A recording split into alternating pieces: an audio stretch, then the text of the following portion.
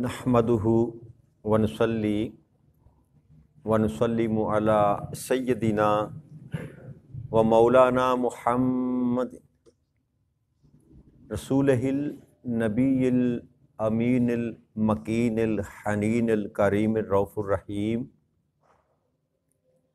اما بعد فاعوذ باللہ من الشیطان الرجیم بسم اللہ الرحمن الرحیم۔ واجب الاحترام ساتھیو، اللہ تعالیٰ کا بے پناہ لطف و کرم اور اس کا احسان عظیم ہے کہ جس کی توفیق سے ہم اس کے ذکر کے لیے اس کے گھر میں جمع ہیں۔ آج ہم اللہ کی توفیق سے سورہ المائدہ کی آیت نمبر 16 سے اپنے سبق کا آغاز کر رہے ہیں۔ اللہ کریم نے ارشاد فرمایا، یہدی بہ اللہ من اتبع رضوانہ سبل السلام ویخرجہم من الظلمات الی النور بإذنہ ویہدہم الی صراط مستقیم۔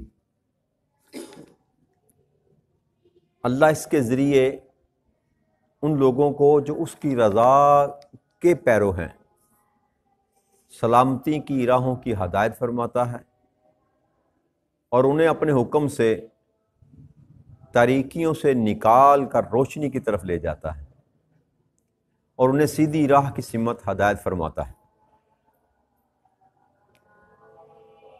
یہ آیہ مبارکہ آیہ کریمہ جو ہے، اس سے پیچھے جو آیت نمبر 15 ہے جس میں اللہ کریم نے اپنے محبوب پاک صاحب الاولاق حضرت محمد مصطفیٰ صلی اللہ علیہ وسلم کی آمد کا اور قرآن کے نزول کا ذکر فرماتے ہوئے فرمایا تھا کہ میرا رسول جو ہے وہ اب تشریف لے آئے ہیں اور وہ باتیں تم پر ظاہر کرتے ہیں جو تم اپنی کتابوں میں چھپاتے ہو۔ بے شک تمہارے پاس اللہ کی طرف سے ایک نور یعنی کہ حضرت محمد مصطفیٰ صلی اللہ علیہ وآلہ وسلم اور ایک روشن کتاب یعنی کہ قرآن مجید آ گیا ہے۔ تو ان دو چیزوں، اسی آیت کریمہ کا تسلسل آیت نمبر 16 اللہ نے فرمایا کہ اب ان دو کے ذریعے اللہ اس کے ذریعے، کس کے ذریعے؟ ایک نبی اکرم صلی اللہ علیہ وآلہ وسلم کی ذات اقدس کے ذریعے اور ایک قرآن کے ذریعے، قرآن اور صاحب قرآن، اللہ نے فرمایا ان کے ذریعے ان لوگوں کو جو اللہ کی رضا کے پیرو ہوئے، اللہ کی رضا یعنی کہ جو اللہ چاہتا ہے، جیسے اللہ چاہتا ہے ویسے زندگی گزارنے کے لیے تیار ہو گئے، تو اللہ فرماتا ہے کہ ایسے لوگوں کو رب کریم سلامتی کی راہوں کی ہدایت فرما دیتا ہے کہ اللہ کریم ان کو سلامتی کی راہ جو ہے وہ دکھا دیتا ہے۔ اور سلامتی کی راہ کیا ہے؟ کئی تفسیر کی کتابوں میں لکھا یہ گیا کہ اس کا معنی یہ ہے کہ اللہ اور اللہ کے رسول کی پیروی کے لیے جو بندہ تیار ہو جائے، اللہ کریم اس کو اس رستے پر ڈال دیتا ہے جو سیدھا اس کو لے کر جنت کی طرف چلا جاتا ہے۔ سلامتی جس میں کوئی شر نہ ہو، جس میں کوئی پریشانی نہ ہو، جس میں کوئی غم نہ ہو، جس میں کوئی تکلیف نہ ہو، سیدھا رستہ، سلامتی کا رستہ۔ تو کس سبب سے؟ اللہ کی رضا میں یہ دو چیزیں جو ہیں، ایک قرآن اور ایک صاحب قرآن کے ساتھ جڑ گیا، ان کے سبب سے اللہ کی رضا چاہی تو اللہ پہلا کرم یہ فرماتا ہے کہ سلامتی کی راہ ان کو ہدایت فرما دیتا ہے، اور دوسرا یہ فرمایا پھر انہیں اپنے حکم سے کفر و جہالت کی تاریکیوں سے نکال کر ایمان اور ہدایت کی روشنی کی طرف لے جاتا ہے کہ وہ جو انسان گمراہی کی دلدل میں پھنسا ہوتا ہے، اور یاد رکھیے جہالت جو ہے نا جس کو کہا جاتا ہے، وہ محض یہ نہیں ہے کہ انسان پڑھا لکھا نہ ہو۔ اب ابو جہل جو تھا، جس کو جہلا کا باپ کہا جاتا ہے، عمرو بن خشام، وہ عرب کے اس دور میں جس میں دور میں نبی اکرم صلی اللہ علیہ وسلم تشریف لائے بہت عالم اور فاضل تھا، بہت فصیح البلاغت تھی اس کی، زبان پر اس کو عبور تھا، اور وہ تو دور ہی شعر و شاعری کا تھا، علم اور عرفان کا دور تھا، لیکن اس کے باوجود اس کو ابو جہل کہا گیا۔ تو جس سے جہالت کی رب کریم بات کر رہے ہیں، وہ جہالت یہ ہے کہ بندہ اللہ اور اللہ کے رسول کے مقام کو نہ سمجھ سکے، اللہ اور اللہ کے رسول کی بات کو نہ سمجھ سکے، جو نبی اکرم صلی اللہ علیہ وسلم کی بات کو نہ پا سکا وہ جاہل ہے، وہ جہالت میں ہے۔ تو اللہ فرماتے ہیں کہ جو میری رضا پر راضی ہو گیا تو میں اس پہ یہ کرم کرتا ہوں کہ اس کی اس جہالت کو دور فرما کر اس کے اندر ایمان کا نور ڈال دیتا ہوں، اور وہ نور جو ہے وہ انسان کو ایمان کی روشنی کی طرف لے جاتا ہے۔ اور تیسری بات رب کریم نے اس آیت کریمہ میں فرمائی، اور اللہ انہیں سیدھی راہ کی سمت ہدایت فرماتے ہیں، یعنی کہ 3 ہدایتیں اللہ کریم نے یہاں پر فرمائی۔ ایک ہدایت سلامتی کے راستے کی، دوسری ایمان اور نور جو ہے نا ہدایت کا اس کی طرف، اور تیسرا سیدھی راہ کی سمت ہدایت فرما دیتا ہے۔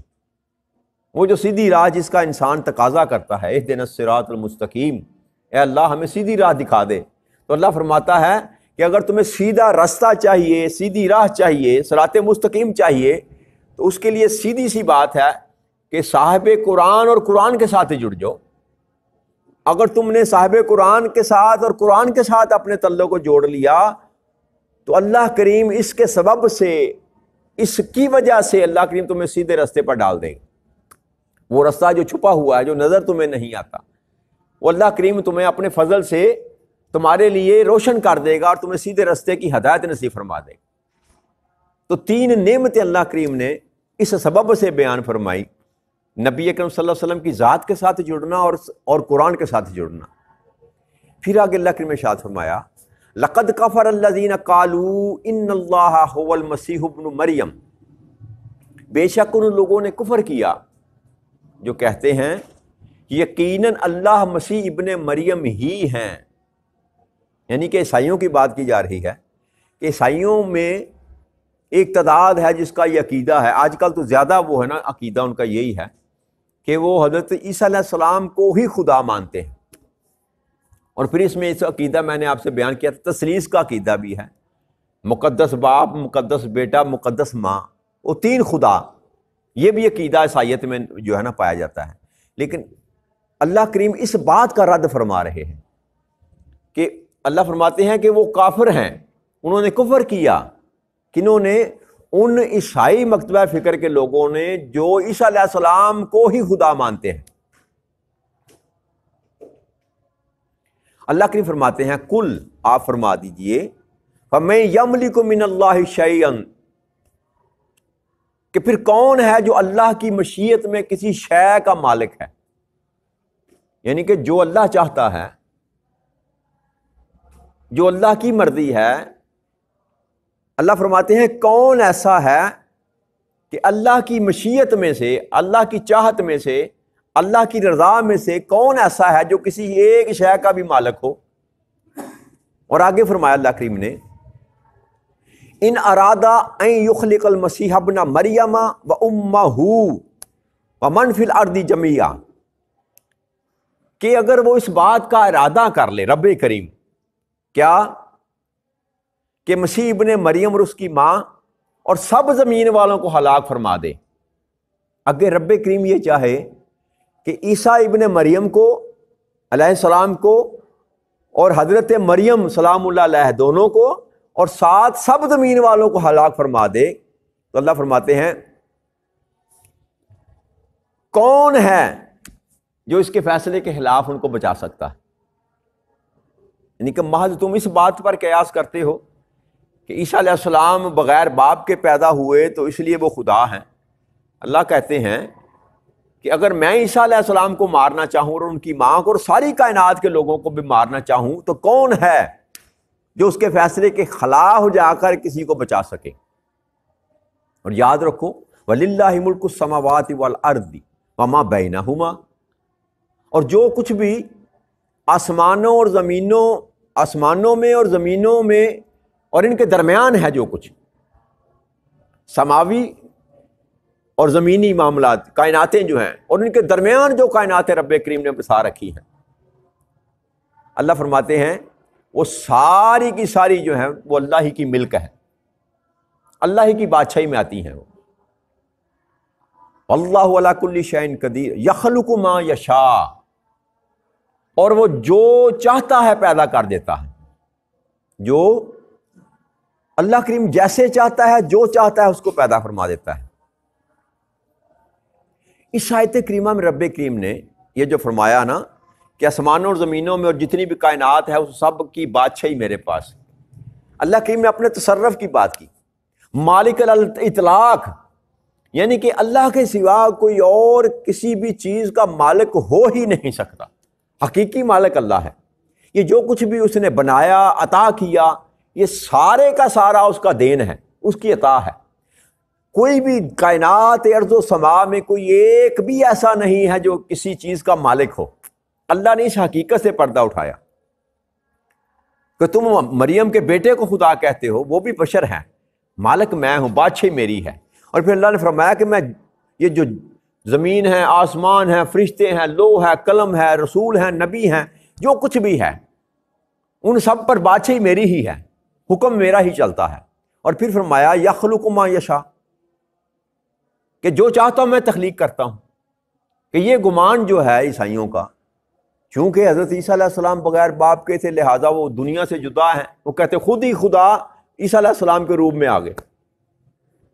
اس بات کا رب کریم نے جواب دیا کہ یہ تو میری چاہت ہے، یخلق ما یشاء، بھائی کیسے پیدا کرنا ہے، کس کو پیدا کرنا ہے، کیا تخلیق کرنا ہے، یہ سارے کا سارا جو ہے یہ میری چاہت پر ہے، یہ میری چاہت پر ہے۔ میں چاہوں تو بغیر ماں اور بغیر باپ کے، بغیر مرد اور بغیر عورت کے، بغیر میں آدم علیہ السلام کو پیدا کر دوں۔ اگر میں چاہوں تو آدم علیہ السلام کی پسلی میں سے نکال کر حوا کو پیدا کر دوں، اور اگر میں چاہوں تو بن باپ کے مریم کے بطن سے عیسیٰ کو پیدا کر دوں۔ تو اللہ فرماتے ہیں یہ ساری کی ساری جو تمہیں یہ کج فہمی ہے، تمہاری عقل میں بات نہیں آ رہی، یہ ساری میری قدرت ہے، یہ میری مرضی ہے، میری چاہت ہے، میری رضا ہے، جو میں چاہتا ہوں میں وہ پیدا کر دیتا ہوں۔ کیوں؟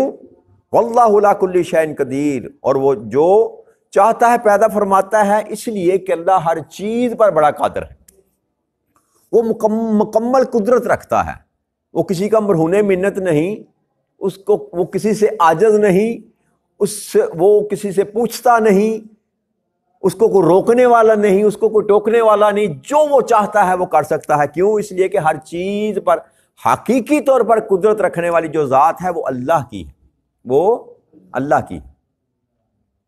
آگے اللہ کی ارشاد فرمایا وقالت الیہود والنصارى نحن ابناء اللہ واحباؤہ، اور یہود و نصارہ نے کہا کہ ہم اللہ کے بیٹے اور اس کے محبوب ہیں۔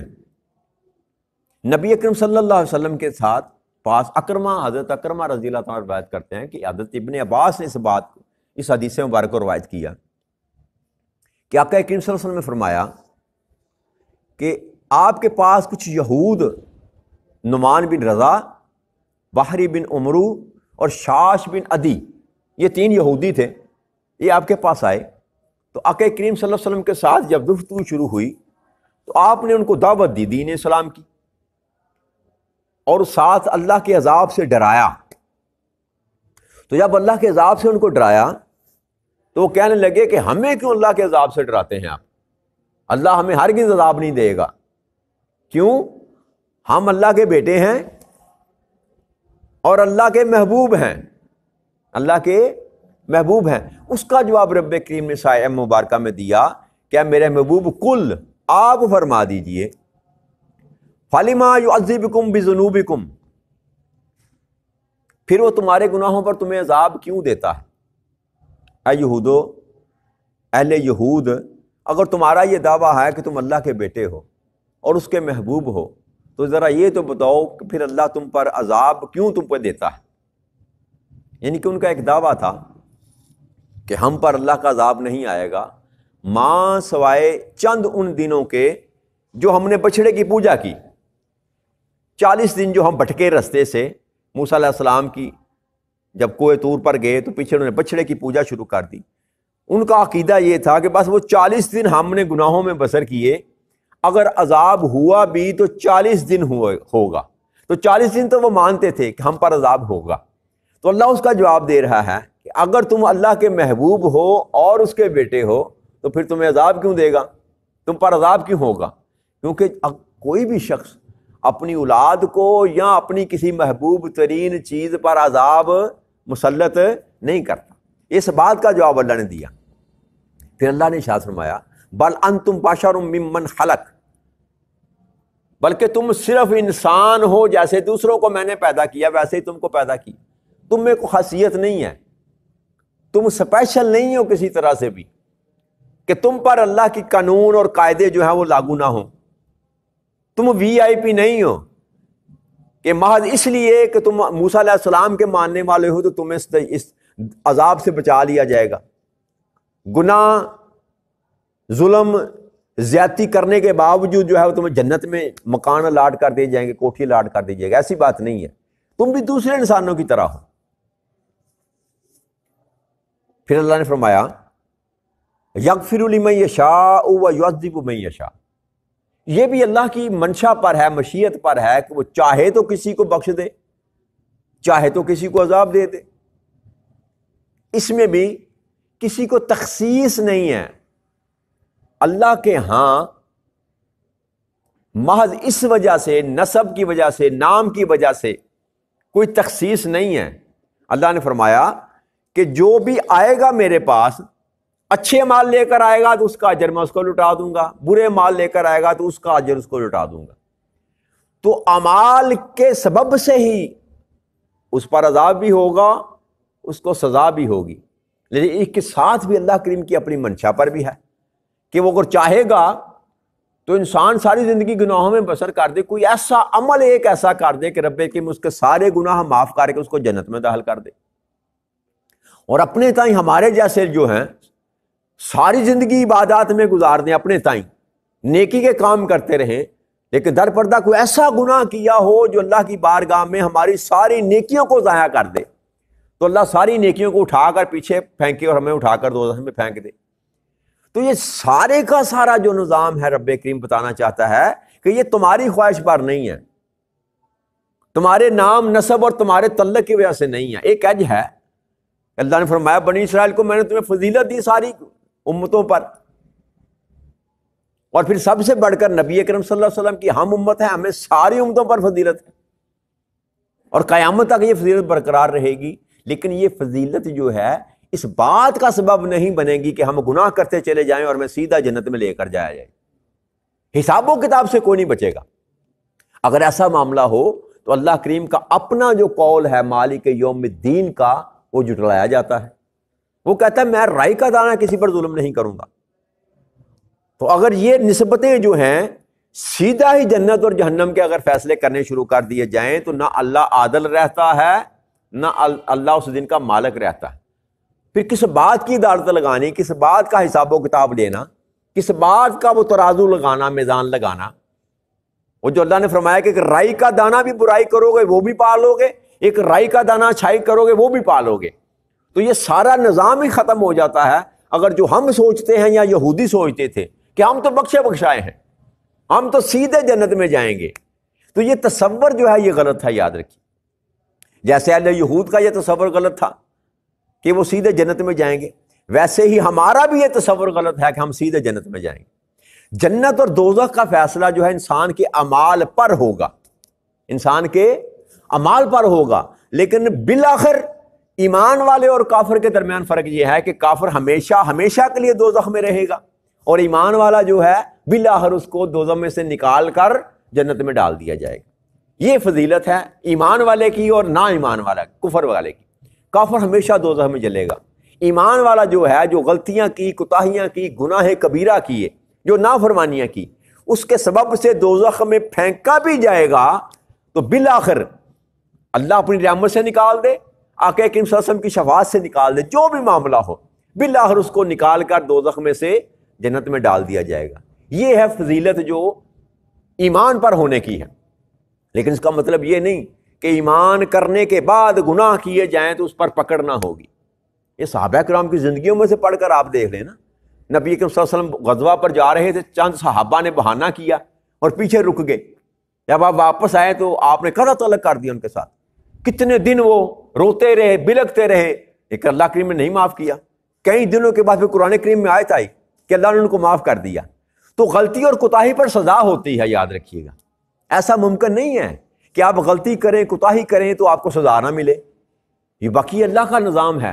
وہ دنیا میں سزا دے دے تب بھی وہ مالک ہے، اور آخرت میں سزا دے تب بھی وہ مالک ہے، اس میں کسی کا عمل دخل نہیں ہے۔ اس بات کو کلیئر رکھیں اپنے دماغوں میں کہ سیدھا ہی جاتے ہوئے آپ کو جنت یا جہنم میں پھینک نہیں دیا جائے گا، نہ، آپ سے پوچھا جائے گا زندگی کے متعلق، حساب و کتاب ہوگا، پھر جا کر فیصلہ ہوگا۔ اس لیے اعمال کے لیے نبی اکرم صلی اللہ علیہ وسلم نے فرمایا کہ اپنی بیٹی فاطمہ رضی اللہ تعالیٰ عنہ کو بھی فرمایا، بیٹی اس بات کا ذوم نہ رکھنا کہ تم محمد کی بیٹی ہے صلی اللہ علیہ وسلم، وہاں پر معاملہ اعمال کا ہوگا۔ تو اس لیے اعمال اس لیے ضروری ہیں، نیک اعمال اس لیے ضروری ہیں کہ انسان دوزخ کی آگ سے بچ جائے، دوزخ کی آگ سے بچ جائے۔ باقی فیصلہ پھر بھی رب کریم کے پاس ہے۔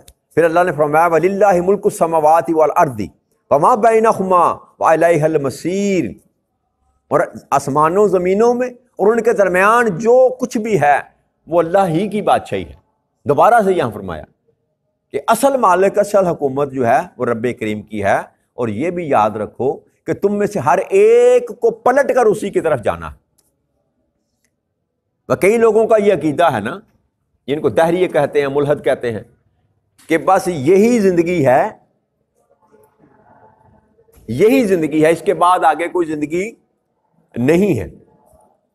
اللہ کہتا ہے تمہارے سوچنے سے، تمہارے کہنے سے یا نہ کہنے سے کوئی فرق نہیں پڑتا، پلٹ کر تو نے میری ہی طرف آنا ہے، اس بات کو جان رکھو۔ اب جو بندہ اس بات کو جان لے، جو بندہ اس بات کو جان لے کہ میں نے پلٹ کر اللہ کی طرف جانا ہے، تو پھر وہ غفلت میں زندگی بسر نہیں کرتا، پھر وہ کچھ نہ کچھ تو کرے گا کہ اللہ کے سامنے جانا ہے، اللہ مجھ سے پوچھے گا زندگی دی تھی کیسے گزاری، مال دیا تھا کیسے خرچ کیا، اولاد کی تربیت کیسے کی، کتنے ڈاکٹر بنائے، کتنے انجینئر بنائے، کتنے مسلمان بنائے، کتنے بد عقیدہ پیدا کیے، کتنے عقیدے والے پیدا کیے، یہ سارے جواب تو دینے پڑیں گے نا۔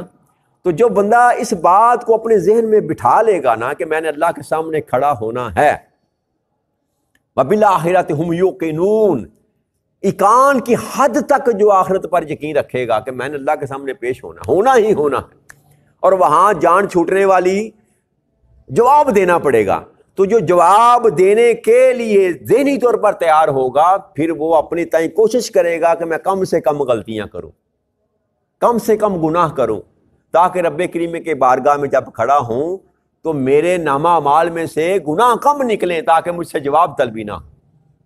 تو اللہ بھی کہتا ہے نا، چھوٹے چھوٹے جو غلطیاں کوتاہیاں ہیں، اگر تم بڑے گناہ نہ کرو تو چھوٹے گناہ میں اپنی رحمت سے تمہیں معاف کر دوں گا۔